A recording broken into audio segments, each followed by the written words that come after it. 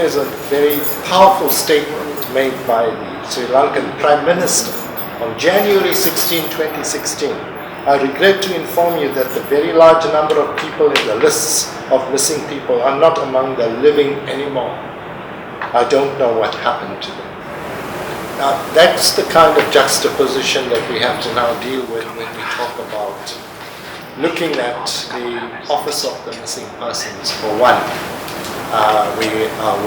we can talk about self-determination and talk about genocide, but those are broader issues that have been dealt with by other people in other fora and will be still debated.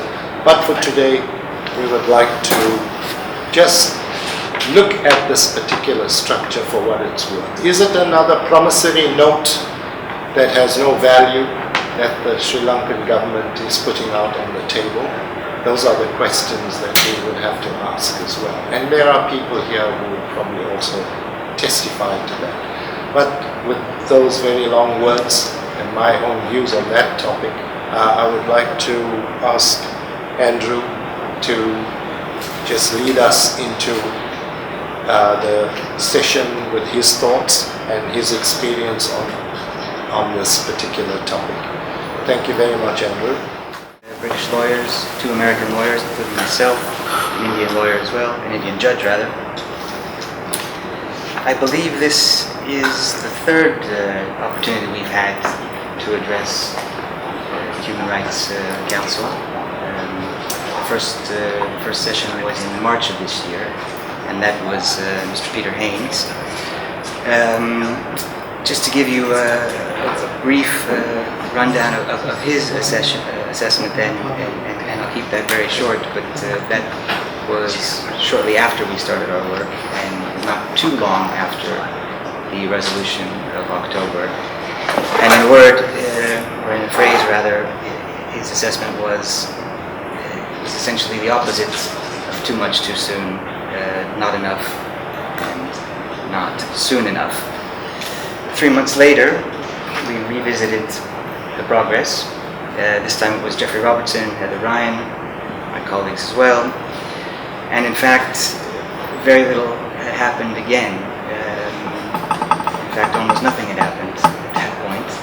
And the assessment at the end of that session was we were almost back to where we were in 2011.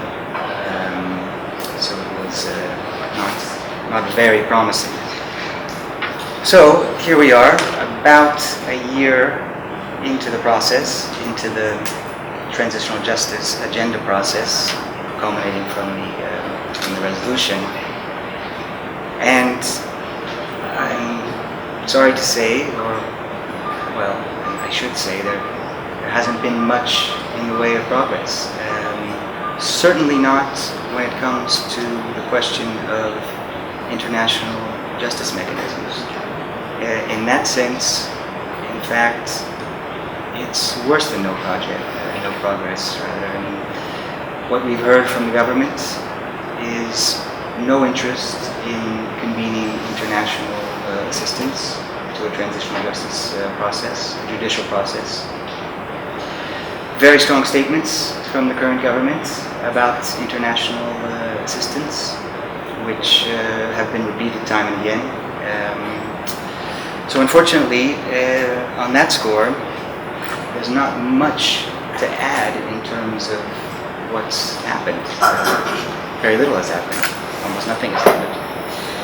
That said, there has been a milestone of sorts. The government's transitional justice program, the larger program, as many of you know, is made up of 4 prongs.